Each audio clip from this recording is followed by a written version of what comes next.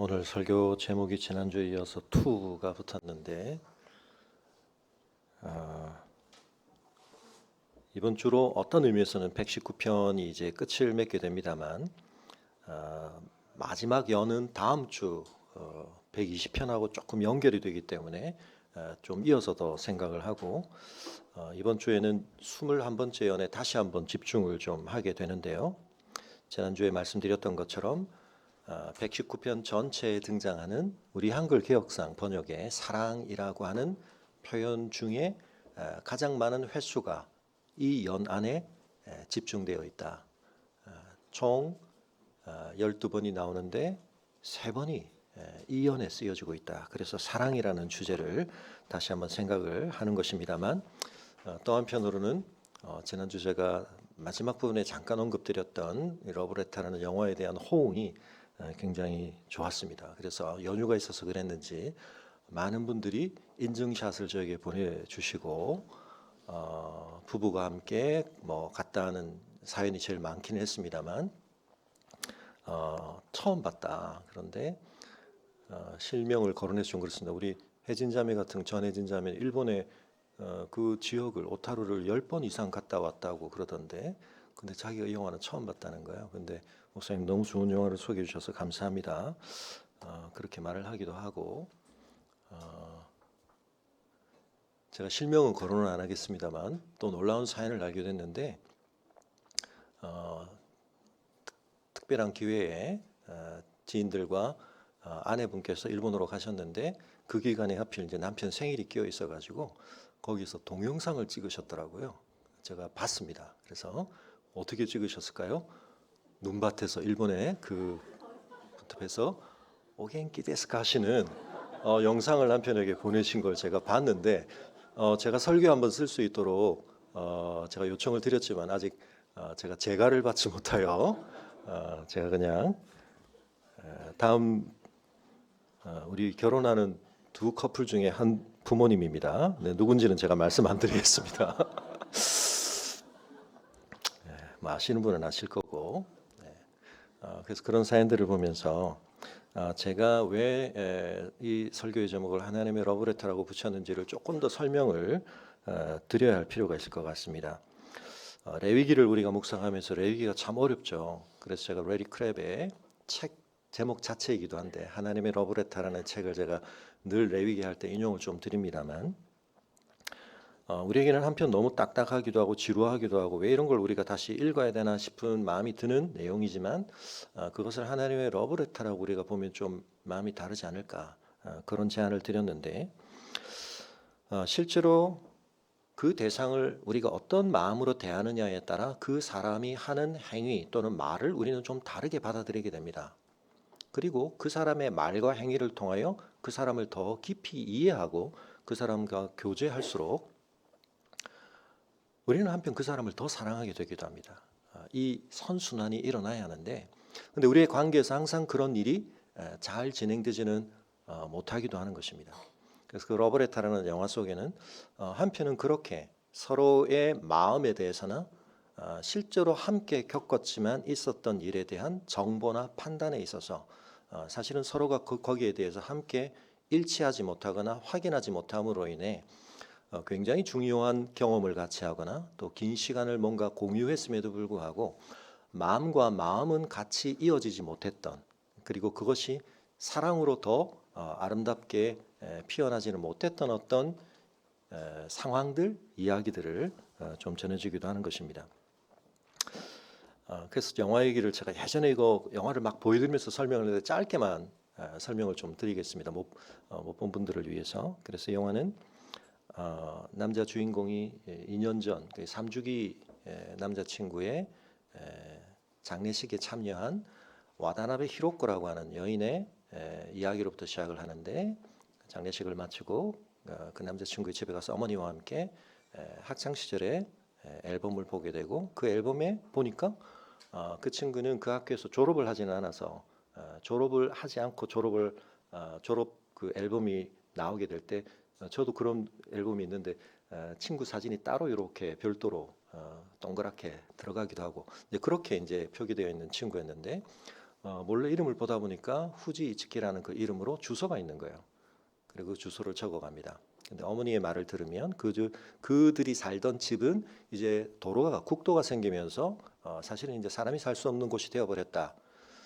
그렇지만 이 와다나베 히로코는 2년 전에 떠난 남자친구를 아직 마음으로부터 떠나버리지 못했기 때문에 그 안타까운 마음을 어디도 표현할 길이 없죠. 그래서 그 주소로 편지를 보냅니다. 그냥 그 마음을 표현하기 위한 거였죠. 근데 답장이 옵니다. 자기가 후지 이즈키라고 하면서 답장이 오게 되고 짧은 말이 오고 갔지만 이게 무슨 일인가 싶은데도 불구하고 오히려 반가운 마음에 거기를 편지를 보냅니다. 그러면서 서신을 주고받다 보니까 확인되게 되는 사실은 이 후지 이즈키라고 하는 세상을 떠난 그 와다나베 히로코의 남자친구가 학창 시절에 중학교 때 그 반에 매우 우연하고도 기이한 인연인데 같은 이름의 여학생이 있었던 것입니다. 그래서 그 앨범에서 봤던 주소는 그 여학생의 주소였던 거죠. 그런데 여기서 이제 굉장히 처음에 영화를 보시면 헷갈리시는 것이 한 배우가 이 두 여성을 다 연기를 합니다. 이 배우 자체가 작년 연말에 세상을 떠나는 바람에 한편 영화가 좀 다르게 또 보여지기도 하는데요. 처음에 영화를 보실 때 왜 똑같은 배우가 다르게 막 지역에서 나오나 그럴 수 있는데 그것이 의미하는 바는 두 사람이 닮았다는 뜻입니다. 굉장히 닮았다. 그래서 이 와다나베 히로코는 이 여자 후지 이츠키에게 나는 그때 함께 해보지 못했던 내 남자친구의 어린 시절의 추억에 대해서 좀 이야기를 해달라. 그렇게 편지가 오고 가는 것입니다. 그래서 이 영화의 전반부의 여자 주인공은 와다나베 히로코입니다. 후지 이츠키는 이 여자 주인공의 애틋한 마음 속에 간직되어 있는 남자친구와의 미련에 대해서 한편은 뜻밖의 기회를 통해 몰랐던 어린 시절의 그에 대한 새로운 이야기들을 전해주는 그런 역할을 하는 사람이죠. 근데 이 영화가 이제 전개되어 감에 따라 이 후지 이츠키라는 동일한 이름을 가진 남녀의 중학생 시절이 많이 그려지는데 그 속에 많은 아이들은 그 둘의 관계를 이름이 같아서인지 놀리면서 둘을 굉장히 엮으려고 많이 시도를 하고 그러면서 생기는 굉장한 에피소드들이 등장을 하는데요. 그들 사이에 굉장히 미묘한 관계가 있었다는 걸 보게 됩니다. 그러면서 이 영화는 또 어떤 식으로 전개가 되는가 하니까 그 여자 후지 이츠키라고 하는 집이 있는데 그 후지 이츠키의 아버지가 세상을 떠나 있고 어머니와 시아버지와 함께 사는 집입니다. 사실은 그런 게 좀 평범한 가정은 아니죠. 근데 그 아버지는 급성 감기가 폐렴으로 가고 그렇게 세상을 떠나시게 된 사연을 가지고 있는데 이 후지 이츠키도 감기를 가지고 있는 현실의 상황 가운데서 아버지의 돌아가신 그 기억도 여전히 자신에게는 트라우마가 아직은 되어 있고 근데 이 영화의 기법 속에 보면 이 아버지에 대한 트라우마와 함께 떠오르는 어떤 장면 속에 그 남자 후지 이츠키가 나중에 자기를 찾아오는 어떤 장면들을 중간중간에 이제 이 감독이 오버랩을 시킵니다.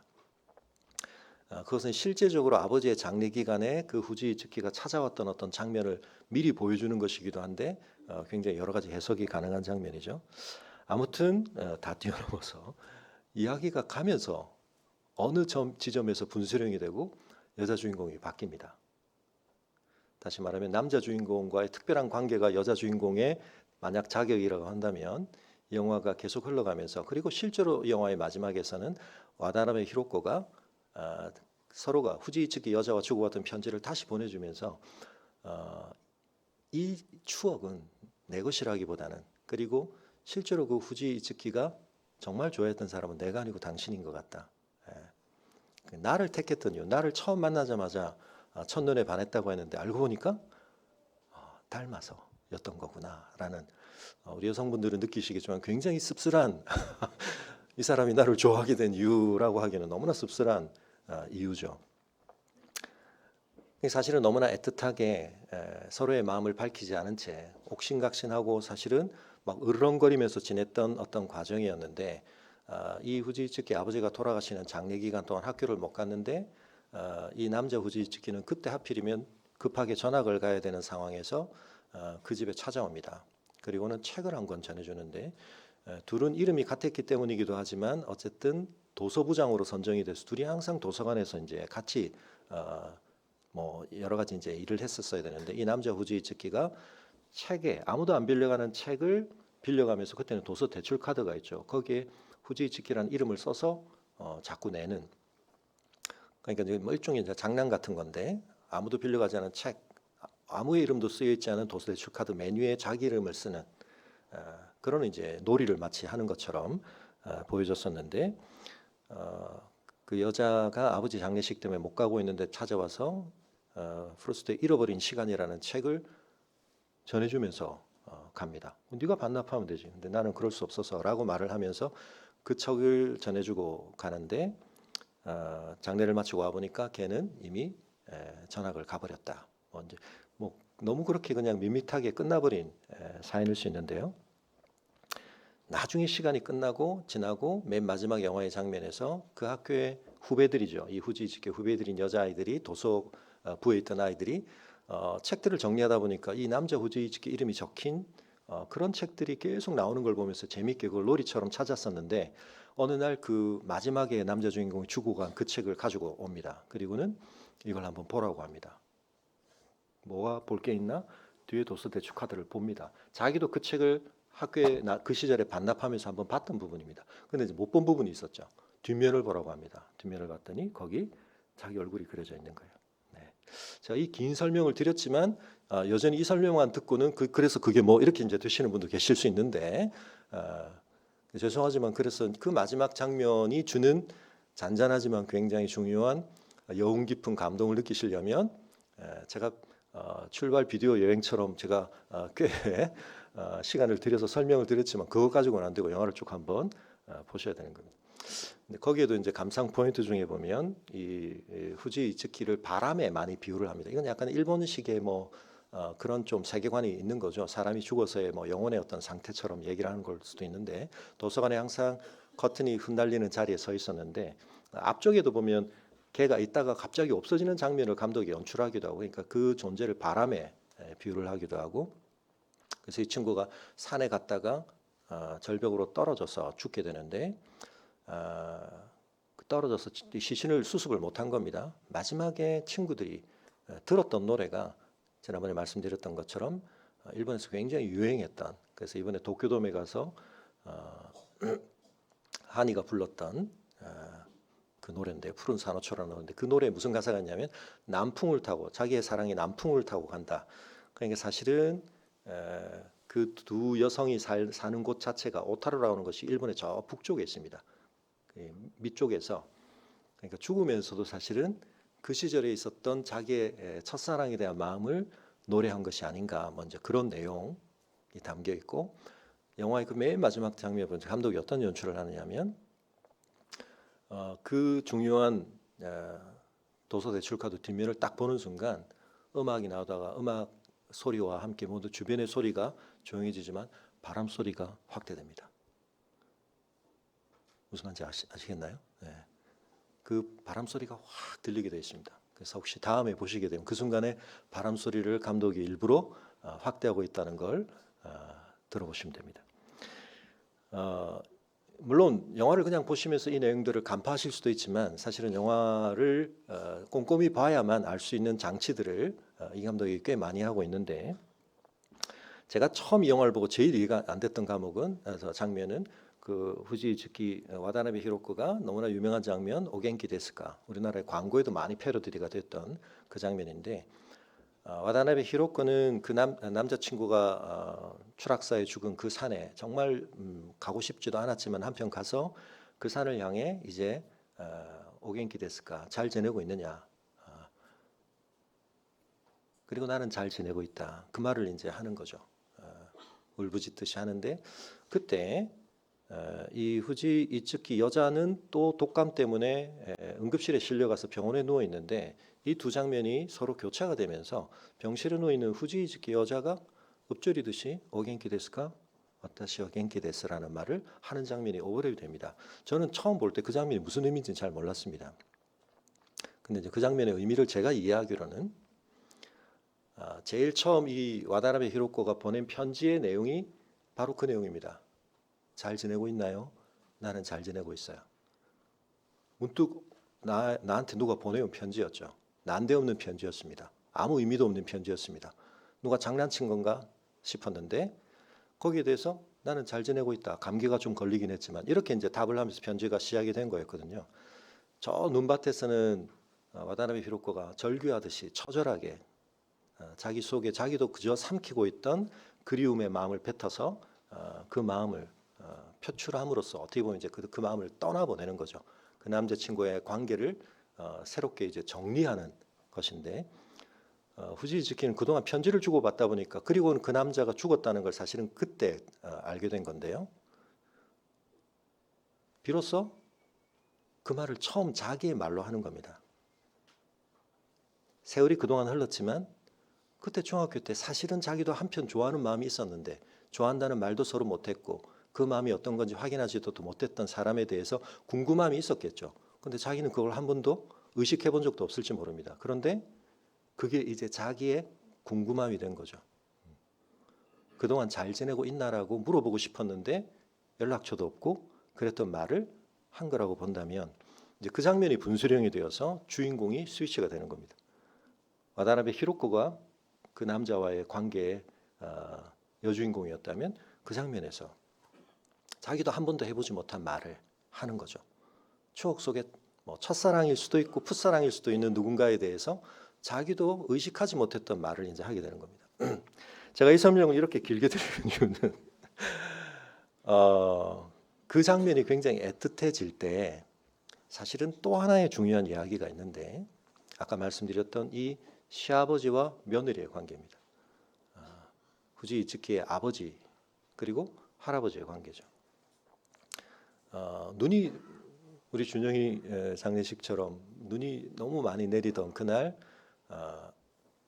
너무 열이 많이 나니까 응급차를 불렀는데 차가 오는데 1시간 이상 걸릴 수 있다. 할아버지가 70세가 훌쩍 넘으신 분인데 손녀를 업고 병원으로 지금 가겠다고 하니까 이제 어머니가 주저앉혀 말리면서 이제 마음속에 묻어있던 말을 툭 뱉을 수밖에 없게 됩니다. 얘도 죽게 할 거냐? 무슨 말이냐면 이 딸의 아빠, 자기 남편이죠. 비슷한 상황이 있었는데 그때도 기다렸어야 되는데 응급차를 기다렸어야 되는데 괜히 그렇게 업고 가다가 오히려 도착 시간이 늦어졌고 그래서 내 남편이 죽었다는 생각이 가슴속에 있었던 거죠. 살아오면서 아무도 소리 얘기하지 않았습니다. 근데 그때 이제 할아버지가 얘기해 줍니다. 그때 시간이 얼마나 걸린 줄 아느냐? 자기의 기억으로는 1시간 이상이 걸렸다고 생각을 하고 있었어요. 근데 할아버지는 얘기합니다. 40분이었다. 정확하게 말하면 38분이었다. 그러니까 내가 늦어서 내 아들이, 네 남편이 그리고 얘의 아빠가 죽은 건 아니다. 어쩔 수 없이 늦을 수밖에 없었던 거다. 근데 그 사실을 확인하지 않은 채 그냥 그 마음을 가지고 살아왔던 거죠.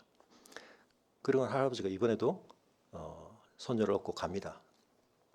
가겠다고 하니까 걸어가서는 지금 무리다. 그러니까 할아버지가 그 말을 할 때 저는 그 장면이 사실은 영화를 보면 볼수록 제일 찡한 장면인데 걷지 않아. 나는 뛸 거야. 와, 할아버지가 그렇게 하면서 손녀를 업고 뛰고 병원에 도착하고 보니까 그로부터 시간이 한참 많이 지났는데도 할아버지가 1시간 이내에 도착했다는 걸 확인하고 그 며느리가 시아버지에 대해서 품어왔던 그러나 한 번도 내뱉지 않았던 그 마음이 풀리는 거죠.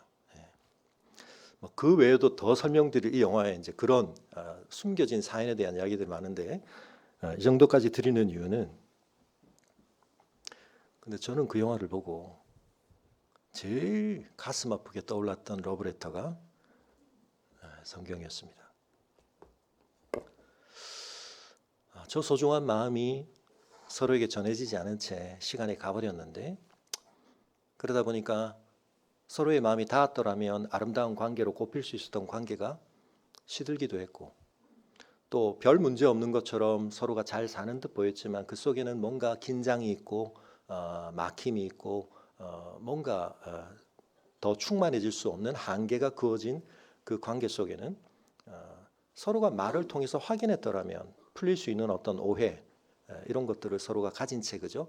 배려한다고 생각했겠지만 그 속에서 서로의 관계는 어떻게 보면 불편함을 가진 그런 상태로 살아오는 관계.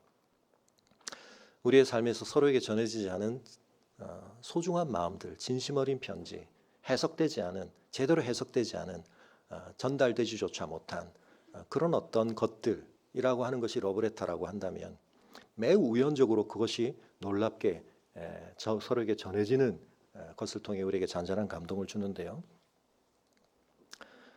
여러분, 하나님께서 이거 기록하시는데 얼마나 걸렸냐면 실제로 저자들이 한 번의 편집 회의도 없이 이 책을 기록하는데 동원된 사람들이 쓴 기간만 1500년이 넘습니다. 그죠? 모세로부터 요한계시록까지.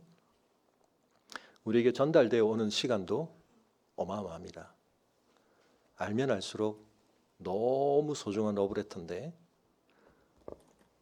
우리가 이 얇은 종이 속에 깃들어 있는 하나님의 그 영원하신 마음을 제대로 읽어드리지 못하고 있다면 저는 그 영화의 의미를 생각하면서 제일 저에게 강하게 부딪혀왔던 생각은 그런 것이었습니다. 그날 그 도사들추 카드 뒷면을 좀 보지, 그걸 봤더라면 뭔가 붙잡을 수도 있었고 서로의 관계가 달라질 수도 있었을 텐데,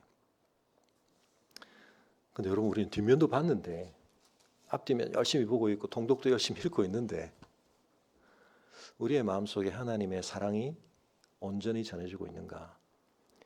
근데 이건 여러분, 우리 모든 인류의 가장 중요한 문제입니다. 하나님께서 편지를 안 보내신 게 아니거든요.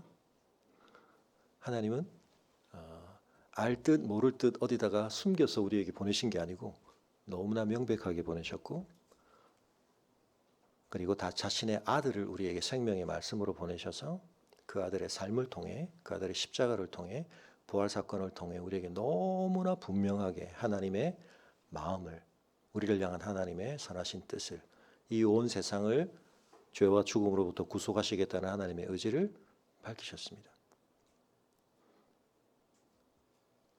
러브레터라는 영화를 보고 별로 감동을 안 받는 분을 보면 제가 조금 어떻게 좀 그 감동을 좀 공유할 수 있을까, 설명을 좀 더 드리고 싶기도 하고 그런 마음이 들지만, 성경에 대해서는 그보다 100배, 1000배 더 제 마음이 간절합니다. 그래서 그 영화를 보시면서 한번 그런 생각을 해보시면 좋겠습니다. 나도 어딘가 살고 있을 내 첫사랑한테 저런 마음을 한번 받아봤으면 좋겠다.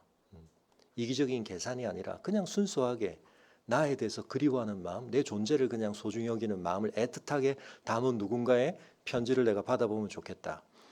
여러분, 그거 받는 거하고 비교될 수 없는 깊이와 가치의 편지를 우리가 받았거든요. 그래서 여러분, 부러워하지 마시기 바랍니다. 우리가 가장 부러움을 받아야 될 사람들인데 내가 그 상태에 있는가? 여러분, 이 시편 119편에서 우리에게 말하고 있고 고백하고 있고 기도하고 있고 찬송하고 있는 이 사람은 하나님의 러브레터를 받은 사람입니다. 진하게 받은 사람입니다. 그리고 그 하나님께 그것을 고백하고 있는 사람입니다. 그래서 여러분, 이 사람을 부러워하시기 바랍니다. 우리에게도 이게 가능하고, 그리고 이것이 우리의 자리여야 했고 우리의 마음이어야 했는데 우리에게는 이것이 너무나 멀어져 있고 우리에게는 너무나 공명되고 있지 않은 상태가 우리의 좀 아쉬움이 되고 우리의 안타까움이 되었으면 좋겠습니다. 영화가 그냥 만들어진 게 아니라 그 영화의 작가가 그걸 굉장히 의도해서 만들었다는 것을 우리가 이해할 때 그 가치는 더해지는 것이죠.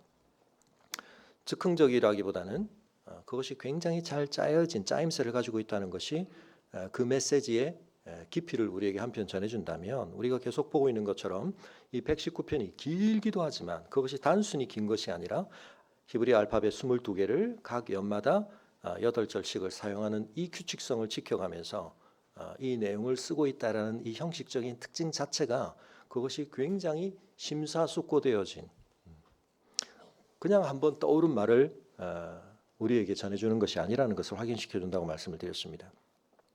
자, 결혼식 주례를 하게 되면 꼭 신랑 신부에게 중요하게 주는 숙제가 있는데, 결혼식 참여하시는 분들은 알겠지만 저는 제 결혼은 좀 그랬습니다만은 이제 주례자께서 뭐 질문을 하시면 예라고 대답하는 방식으로 서약을 할 수도 있습니다만, 그러나 저는 이제 본인들이 이 결혼에 대해서 갖는 깨닫는 의미, 담고자 하는 고백을 자신의 말로 써서 서약문을 쓰라고 합니다.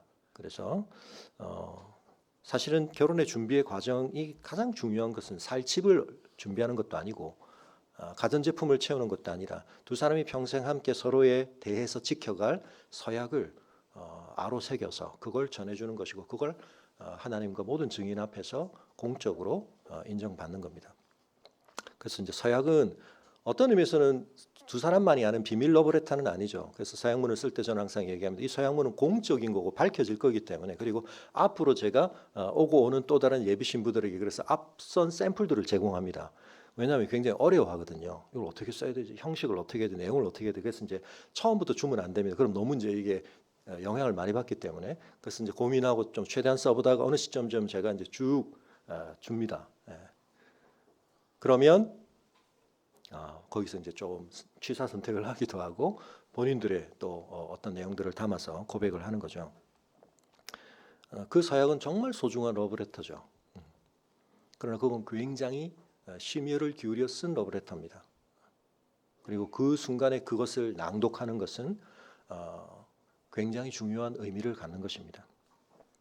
여러분, 이 시편 119편이 그런 특징들을 많이 가지고 있지만, 특히 이제 마지막으로 접어들면서 여러분이 특별히 21번째 이 연은 알파벳의 특성 때문에 또 다른 특징을 하나 가지고 있는데요.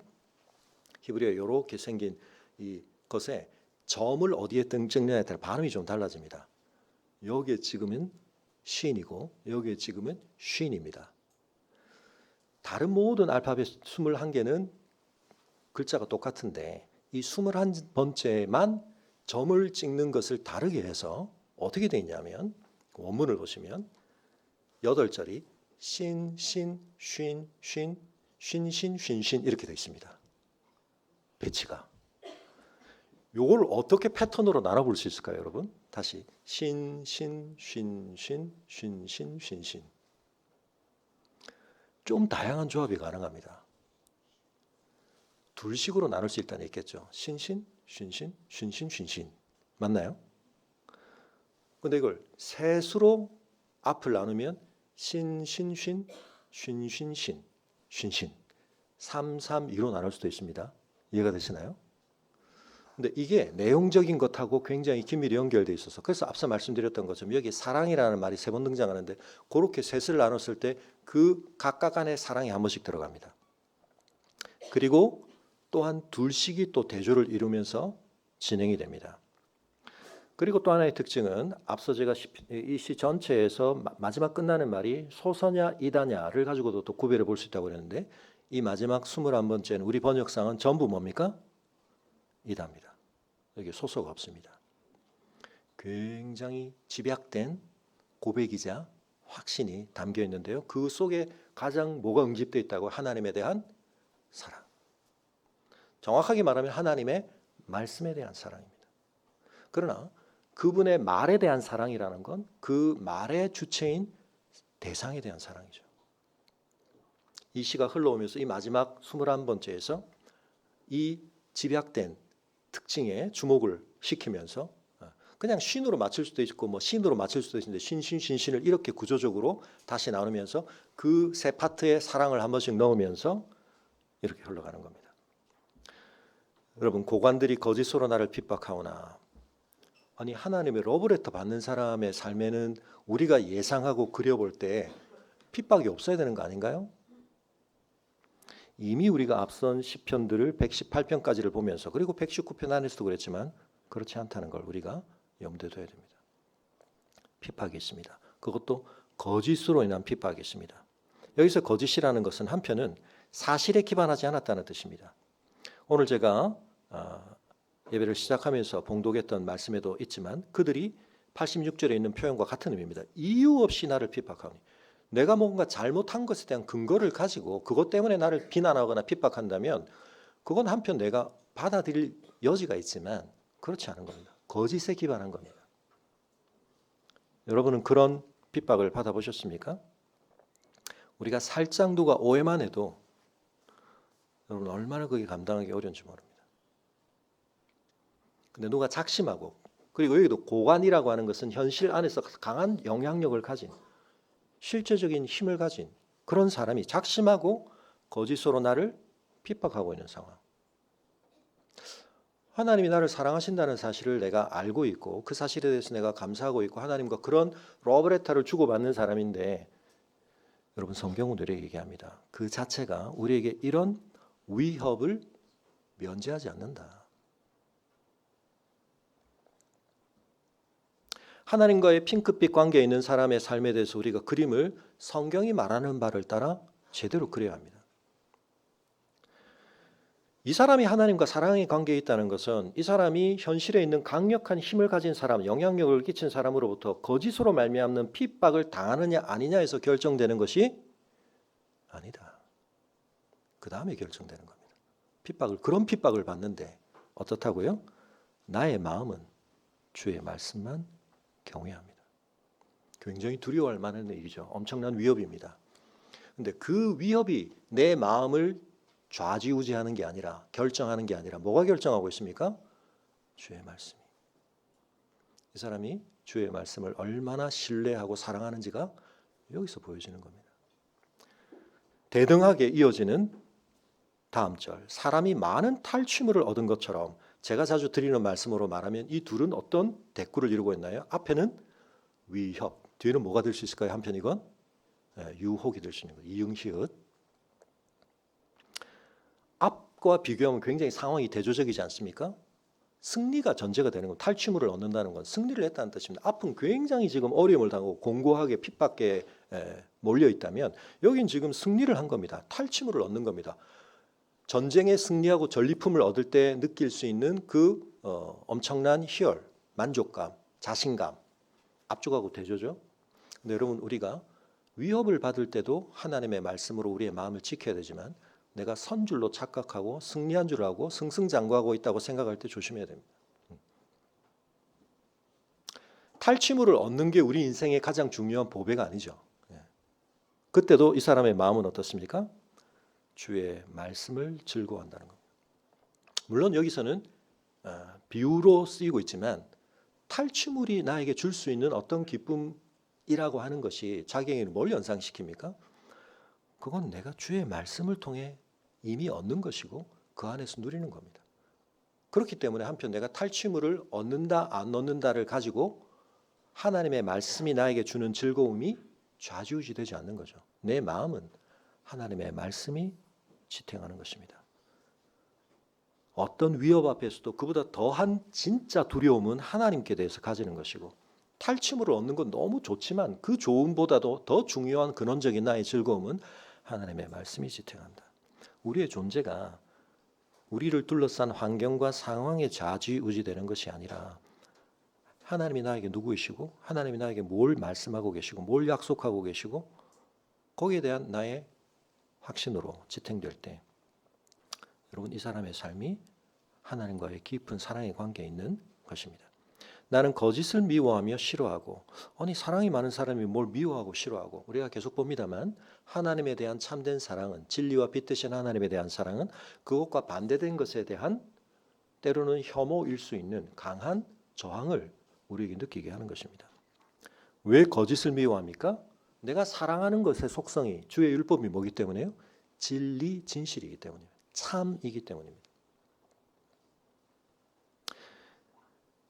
우리가 거짓에 대해서 부정적 평가를 할 수 있는데, 우리는 많은 경우에 어떻게 하느냐면 결과론적으로 합니다. 거짓을 했더니 결과가 안 좋네. 그래서 거짓 행위를 좀 버려야 되겠다. 극복해야 되겠다. 뭐 그것도 한편 지혜를 얻은 것이라고 볼 수 있지만, 여러분, 성경이 우리에게 말하는 것은, 그러면 거짓을 했는데도 내가 들키지 않고 거짓을 통해서 내가 피할 어려움은 더 잘 피하고 얻을 수 없었던 이득은 더 많이 얻게 되면 거짓을 계속 내가 좋아하고 사랑해도 됩니까?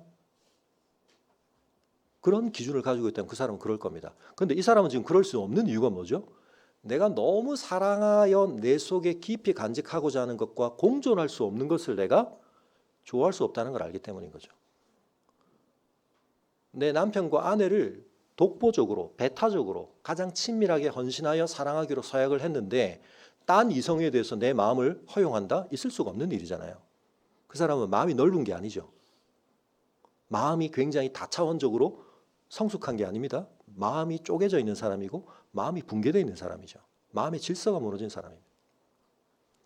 하나님의 율법이 가진 이 진리의 빛됨의 속성을 우리가 정말 소중히 여긴다면 참이라고 하는 것이 아름다운 것이라는 걸 알아야 됩니다. 그래서 거짓은 때로 우리에게 어떤 유익을 주는 것 같고 우리에게 굉장히 매력적인 효용성 높은 수단인 것처럼 여겨질 수 있지만 내가 거짓을 내 삶 안에 끌어들이는 순간 내가 온전히 내 안에 품어야 하고 그것으로 말미암아 내가 온전히 누려야 할 참된 유익을 주는 본체이신 하나님의 율법, 하나님의 진리에 대하여 내 마음 안에 균열이 생기고 그렇게 되면 거짓이 내 삶에 끼어드는 순간 하나님의 진실과 진리 안에서 아름답게 빚어져 가야 할 내 존재에 균열이 생기고 내가 흉측해지고 내가 무너지는 이런 어떤 상태를 느끼게 된다면 그 자체로 우리는 거짓을 미워해야 되는 겁니다. 우리가 거짓을 슬쩍 내 안에 허용하는 것에 대해서 별 저항감이 없다. 내 안에 하나님의 율법에 대한 사랑이, 하나님의 진리에 대한 사랑이 없다는 뜻입니다. 빛 대신 하나님 앞에 설 수 있다라는 그 영광스러운 기쁨에 대한 나의 선호도가 그리 뚜렷하지 못하다는 얘기입니다. 내가 거짓을 받아들이는 순간 진리 대신 하나님 앞에 내가 온전하게 빛 가운데 설 수 있다라는 이 영광을 내가 놓치게 된다면 나는 그거 마다할래. 그래서 주의 의로운 규례들로 말미암아 내가 하루 7번씩 주를 찬양하리. 이 사람 속에는 주에 대한 사랑이 하루 7번이라고 하는 것은 꼭 횟수로 7이라는 뜻이 아니라 완전수죠. 여러분 실제로 7번 찬양하려고 한번 생각해 보십시오. 하루에. 내 의식의 상당한 많은 시간에 내가 그걸 염두에 둬야 하고 떠올려야 한다는 걸 생각하실 겁니다. 근데 사랑하는 연인들이 내가 오늘 내 여자친구를 내 예비 신랑을 하루에 7번 떠올려야지. 그렇게 하는 게 아니고 그냥 떠오르죠. 우리 은혜와 지은이에게 제가 일부러 묻지는 않겠습니다만 네. 7번 이상 떠오르죠? 네. 아멘으로 받겠습니다. 네. 자, 근데 이제 결혼한 지 10년 되신 분들 남편과 하루에 몇 번 떠오르십니까? 늘 함께 하고 있기 때문에 뭐 그러실 수 있지만 여러분 하루에 7번 뭐가 떠오른다는 얘기는 그 7번 우리의 삶에 뭔가가 실현된다는 건 내 마음이 거기에 완전히 쏠려 있다는 뜻입니다. 충만하다는 뜻입니다. 그래서 우리 안에 정말 있어야 할 것이 가득 차야 잊지 말아야 할 것이 들어올 여지를 우리가 좀 줄일 수 있는 겁니다. 여러분 좋은 걸 이기는 건 더 좋은 것밖에 없습니다. 좋은 거하고 씨름하는 것은 굉장히 어리석은 일입니다. 더 좋아하지 않으면 좋은 거에 우리가 끌려가게 되어 있습니다. 그래서 하나님의 좋으심에 대해서 하나님의 선하심에 대해서 우리가 압도적으로 알아야 하고 압도적으로 우리의 마음이 충만해야 됩니다. 그런데 사단은 그걸 굉장히 싫어합니다. 그래서 어떻게 한다고요? 여러분 사단은 우리에게 굉장히 교묘하게 그런 우리의 마음의 균열을 일으키려고 많이 합니다. 하나님의 말씀을 또는 하나님을 사랑하려고 하는 우리의 마음에 대해서 어떤 균열을 일으킵니까? 여러분 그게 욥기서의 가장 중요한 중심 주제입니다. 어떻게 하죠? 아니 하나님 욥이 하나님 앞에 그렇게 경건하고 경외하고 하나님을 사랑하는 것처럼 보이는데 그건 하나님이 걔를 너무 잘 대해 주시니까 선대하시니까 아니 그렇게 풍성한 걸 복을 주시니까 그렇게 하는 거죠. 근데 그거 살짝 거두어 보세요. 하나님 유지 안 됩니다. 지탱 안 됩니다. 여러분 이 사람은 지금 이 테스트를 통과한 사람입니다. 그러니까 이 사랑이 얼마나 깊고 견고한지를 알 수 있죠. 그런데 우리가 그 사랑이 온전하지 못할 때 사단은 그런 식으로 우리에게 많이 도전합니다. 주의 법을 사랑하는 자에게 뭐가 있다고요? 큰 평안이 있으니 그들에게 장애물이 없으리로다. 여러분 주의하시기 바랍니다. 여기서 장애물이 없다는 말은 아니 버젓이 앞에 권세자들의 거짓으로 말미암는 핍박이 있다고 했잖아요. 여러분 이 시가 어떻게 끝나느냐면 정말 이상하게 끝납니다. 이건 다음 주에 좀 더 우리가 자세히 보겠지만 이 어마어마한 시가 마지막 절이 이런 내용으로 끝납니다. 이른 양같이 내가 방황하오니 어떻게 이 시가 이렇게 끝나죠? 방황을 끝내고 어마어마한 잘됨 속에서 끝나야 되는 거 아닌가요? 근데 이 시의 마지막 자기의 처지에 대한 고백은 이겁니다. 저는 지금 이른 양같이 방황하고 있습니다. 야, 하나님 널 사랑하긴 뭘 사랑해? 근데 너를 이런 상황에 두시냐? 네가 그런 일을 겪게 하시냐? 야, 하나님의 전능하심은 뭐 그렇게 시시해? 너 인생에 그런 문제 하나 제대로 막아주지 않으면서 그게 뭐 하나님의 선하심이야? 하나님은 너에 대해서 그렇게 관심이 없으시거나 네가 하나님 눈밖에 난 거야. 욥의 친구들이 계속 그 말한 거 아닙니까? 너 지금 하나님 눈밖에 났으니까 네가 이런 일을 겪지. 물론 때로 우리가 그런 관점에서 우리를 성찰하고 살필 필요도 있습니다. 그러나 여러분, 그것보다 더 중요한 게 있습니다. 그래서 사단의 말을 하나님의 약속이나 말씀보다 우리가 더 덜컥 중요하게 받아버리고 그걸 붙잡고 우리가 씨름하면 우리가 이길 수가 없습니다. 염치 없고 하나님 앞에 한편 그 사단의 고소는 우리를 너무나 날카롭게 찌르지만 우리는 주님이 그러셨듯이 하나님의 약속 붙잡고 씨름을 해야 됩니다. 필요하면 우리가 수술을 받아야죠. 그렇지만 하나님께서 나를 사랑하신다. 여러분, 이 사실에 대해서 하나님이 엽서 뒷면에 그림으로 보여주신 게 아니라 독생자를 보내셔서 십자가 위에서 입증하셨습니다. 그래서 여러분, 다시 한번 말씀드리지만 창세기 22장의 그 혹독한 시험이라고도 할 수도 있고 시련이라고 할 수도 있는 그 장면, 네 독자를 나에게 바치라. 어떻게 이게 하나님의 공의, 정의 안에서 허용 가능한 하나님의 요구일 수 있고 지금까지 보이신 아브라함에게 주신 약속과 일관된 하나님의 명령일 수 있는가? 하나님이 지금 제정신이신가? 근데 여러분, 그 장면만 보면 안 되고 그래서 어떻게 해요? 통독을 통해서 앞에 하나님께서 아브라함을 어떻게 대해 가시며 뭘 주셨는가? 그 가혹한 출제자가 사실은 짜고 치는 선생님이셨잖아요. 그 문제 풀도록 이미 25년 동안 하나님께서 기출문제 다 주시고 그 문제를 풀 수 있는 모든 자원을 다 공급하시고 그래서 그 시험지 뒷면에 뭐가 있다고요? 그 영화에도 보면 도서 대출 카드만이 아니라 그 시험지가 바뀌는 영화 장면 그 뒤에 이제 또 거기도 그림 그립니다. 그 두 그림 다 이와이 슌즈가 실제로 그린 건데요. 하나님께서 시험지를 주셨는데 그 시험지 뒷면을 우리는 봐야 됩니다. 뒷면에 뭐라고 적혀 있다고 제가 늘 말씀드려 뭐라고요? 그건 이제 말씀해 주셔야죠. 시험의 그 가파른 시험의 산에 시험지 뒷면에 뭐가 있다고요? 초청장. 무슨 초청장? 하나님의 벗. 아브라함의 성경적 명칭. 그건 하나님의 벗이다. 하나님의 친구다. 그래서 성경적 의미의 하나님의 벗의 의미는 요한복음에 있다고 말씀. 요한복음 15장에 예수님께서 나의 벗은 어떤 관계를 맺는다? 종과 다르다. 종에게는 지시만 하지만 주인의 의도, 주인의 깊은 마음을 쉐어하지는 않지만 친구에게는 그렇게 한다. 그래서 하나님께서 아브라함에게도 소돔과 고모라 앞두시고 내가 하려는 일을 아브라함에게 숨기겠느냐. 하나님이 쉐어하십니다. 깊이 관여하여 서로 거기에 대해서 아브라함의 의견이 반영될 여지를 주시면서 하나님께서 그를 하나님과 언약의 파트너로서의 수준으로 그를 끌어올리십니다. 그래서 그 가혹한 모리아산 정상에 그가 믿음으로 섰을 때 그는 하나님의 벗으로의 초청을 받게 되고 그 벗으로서 하나님과 가장 깊은 공명을 한 게 뭡니까? 창세기 22장에 있는 12절 16절에 있는 두 가지 표현. 네가 네 독자라도 나에게 아끼지 않고 내 그 말도 안 될 수도 있는 네가 어떻게 듣느냐에 따라 그 명령에 네가 순종함을 통하여 나에 대한 뭘 보여줬다? 경외를 보여줬다. 나를 사랑한다는 걸 보여줬다. 아니 하나님 다 아시지 않습니까? 근데 왜 그걸 보여줘야 됩니까? 아브라함에 대한 하나님의 확인이 본질이 아니라 그 사건을 통하여 하나님은 아브라함을 성숙시키시고 그 산 위에서 아브라함은 뭘 경험하게 됩니까?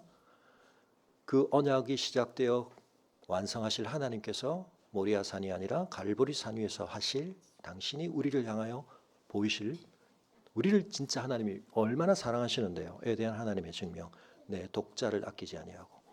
그래서 그 구약을 기록한 히브리어를 신약의 용어인 헬라어로 바꾼 70인역이라고 하는 성경에 있는 그 표현이 로마서 8장에 있는 우리 암송 선고에 있는 표현. 하나님께서 우리를 아끼신다는 것에 대한 우리의 확인은 어떻게 됩니까? 독자, 독생자를 아끼지 아니하시고 내어 주심을 통하여 하나님께서 입증하셨다. 여러분, 러브레타의 감동을 못 느끼시는 것도 괜찮고 그 영화가 그렇게 이해가 잘 안 되시는 거 괜찮지만 하나님의 러브레타를 못 읽으시고 하나님의 러브레타에 담기신 하나님의 진심이 나에게 무의미하게 들리는 것은 너무너무 안타까운 일입니다.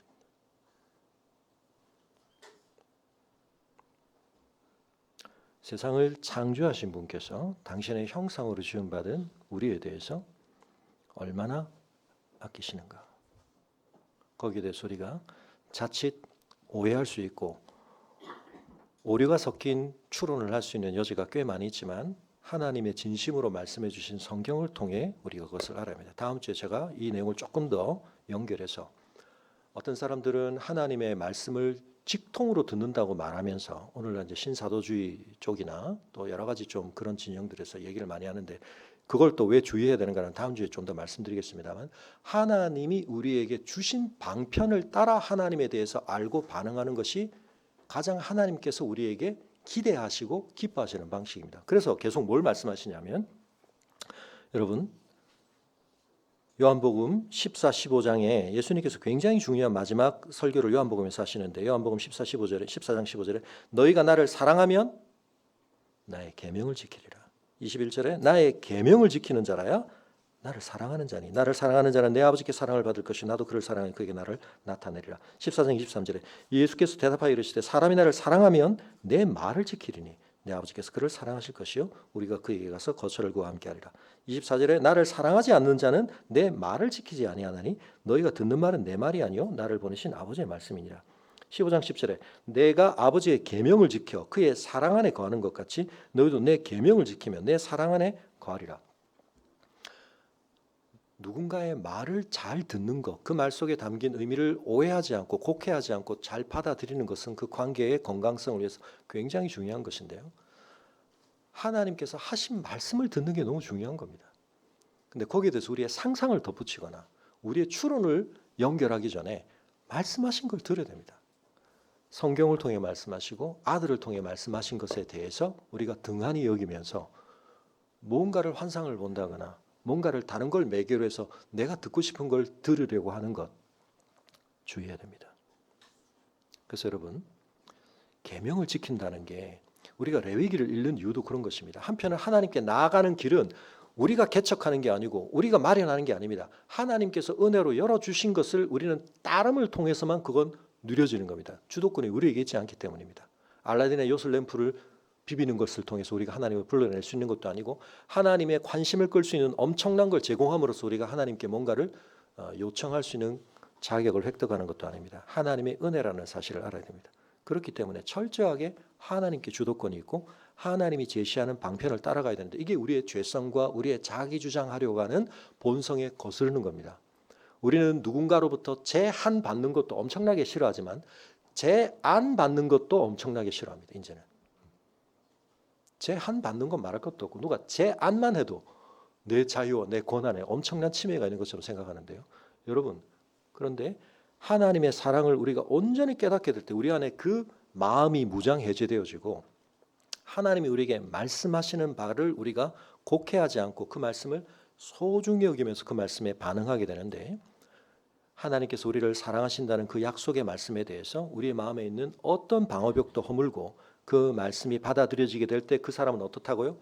큰 평안이 있으니 그들에게 장애물이 없으리로다. 밖에 장애물이 그득합니다. 그런데 그 장애물이 내 마음의 장애물이 되지는 않습니다. 존 버넷의 철로역정에 보면 그런 장면이 있죠.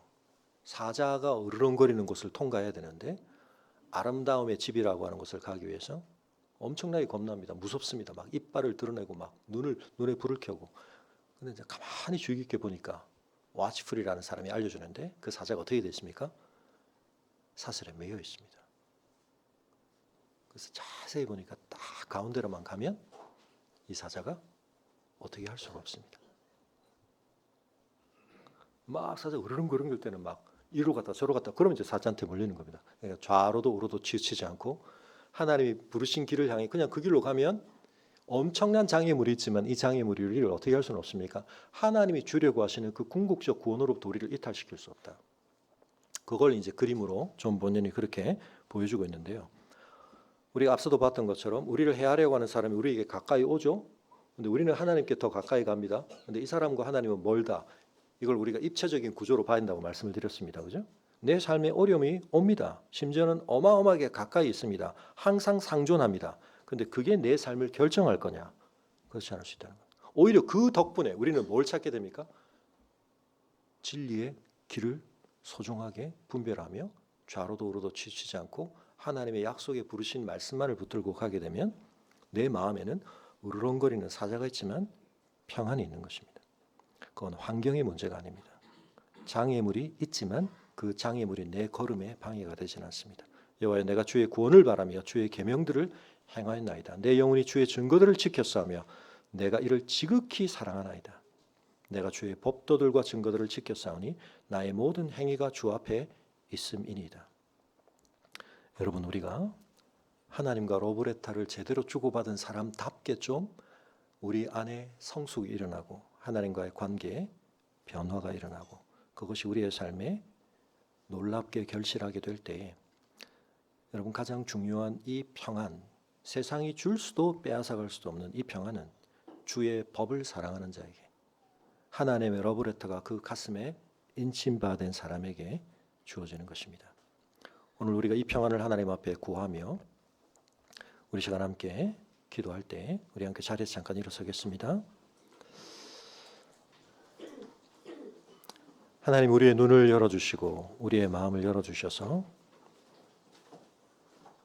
우리의 마음속에 자원함을 주시고 깨달음을 주시고 천지를 창조하시고 역사를 주관하시고 세상을 심판하시고 이 온 세상을 하나님의 원래의 뜻대로 회복시키시고 재창조하실 그 하나님께서 나를 향해 품으신 그 뜻을 다른 무엇을 통해서가 아니라 하나님께서 우리에게 아로새겨 주신 이 말씀들 안에서 영원한 생명의 참 말씀 되신 예수 그리스도의 복음 안에서 깨달아가게 하여 주옵소서.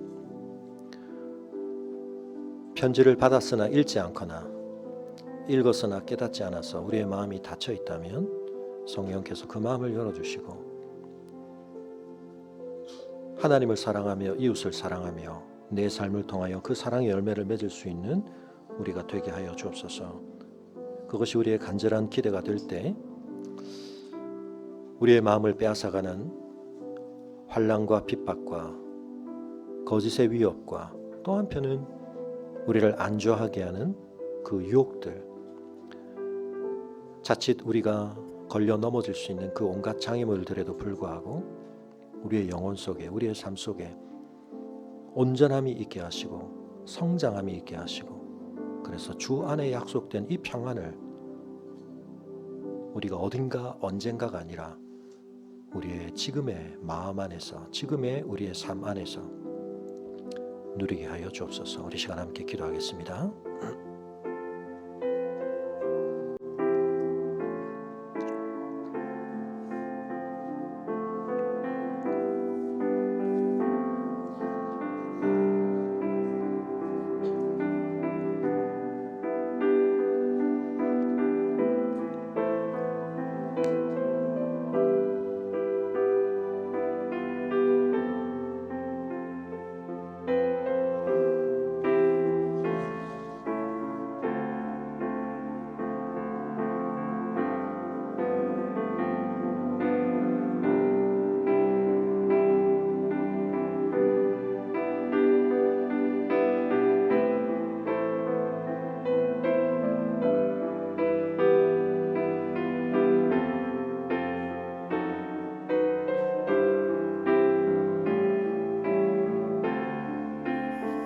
찬양합니다.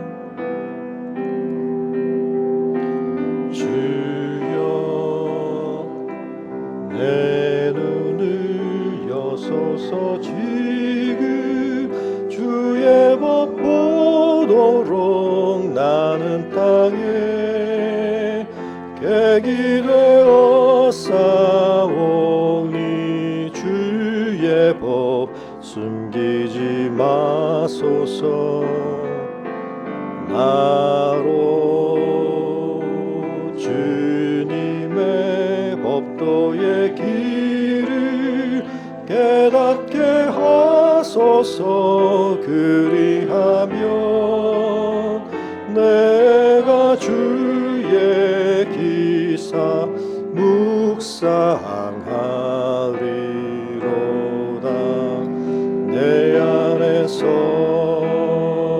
행하시는 살아계신 하나님은 그 기쁜 뜻 위하여 너희로 소원 두시니 먼저 주님의 나라와 그의 의를 구하라. 그리하면 이 모든 것을 내게 더욱더 풍성히 주리라. 내가 여호와의 의를 따라 감사함이로라. 높으신 여호와의 이름 찬양 할렐루야. 아멘. 저희를 향해 줄기차게 말씀해 주시는 하나님, 저희의 귀와 마음을 열어주셔서 하나님의 진리의 말씀이 들려지게 하시고 깨달아지게 하시고 그 말씀이 우리의 심령 안에서 공명되어져서 우리에게 기록하여 주신 하나님의 역사를 담은, 하나님의 진심을 담은 이 말씀들이 우리 가운데 보내셨던 그 아들 예수 그리스도의 삶의 편지가 하나님의 사랑의 편지로 깨달아지게 하시고 들려지게 하시고 저희의 마음으로 소중히 품어지게 하여 주옵소서.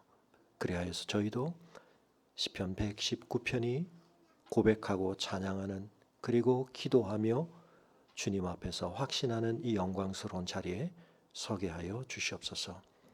아버지 하나님, 저희를 둘러싼 많은 어려움들이 있습니다. 저희 밖에 상황만이 아니라 저희의 마음속에 많은 시름거리들이 있습니다. 그러나 그 모든 것들을 짊어지고 저희가 또다시 진리의 빛 가운데로, 하나님의 말씀 가운데로 나아가고자 할 때 주의 성령께서 우리 가운데 그 무엇도 상쇄시킬 수 없고 희석시킬 수 없고 우리 안에서 선명하고 분명하게 들려지는 그 메시지로 하나님의 그 다함 없으신 사랑이 우리를 향하고 있음을 확신케 하여 주시고, 우리가 그 사랑 안에 거하고 그 사랑 안에 더 열매 맺는 자 될 수 있도록 하나님의 말씀을 붙들게 하시고, 그 말씀 안에서 그 사랑을 더 확증받으며 그 사랑의 결실을 풍성히 맺는 저희들 되게 하여 주시옵소서. 인생의 가장 큰 시름 가운데 있는 우리 준영의 유족들에게 하나님의 더욱 특별하신 은혜에 붙들어 주심을 나타내어 주시며, 이 어려움의 상황들 속에서도 주 앞에 고백하게 하셨고 깨닫게 하셨고 소망케 하셨던 그 확신을 주님 견고하게 붙들어갈 수 있도록 성령께서 도와주시옵소서. 이번 주와 다음 주 결혼을 하게 될, 이제 새로운 가정을, 한몸됨을 이루게 될 가정 속에 독생자를 내어주신 하나님의 그 다음 없으신 사랑이 자원이 되고 뿌리가 되어서 저들의 삶에서 아름다운 사랑의 결실들이 나타나게 하여 주시옵소서. 이제는 우리 주 예수 그리스도의 은혜와 우리 아버지 하나님의 그 크신 사랑과 성령의 감화감동 교통하심이, 하나님의 말씀이 우리에게 사랑의 편지로 들려지며 그 은혜 가운데 거함으로 말미암아 우리를 둘러싼 어떤 상황 속에서도, 때로는 그로 말미암아 요동치는 우리의 어떤 내적 상태 속에서도 평안을 잃지 않고 주 앞에 담대함을 잃지 않고 주님 안에서 더욱 견고히 서며 주의 은혜를 드러내는 삶 살기를 다시 한번 기대하고 기도하는 주의 성도들의 걸음 위에 지금부터 영원토록 함께 하시기를 간절히 축원하옵나이다.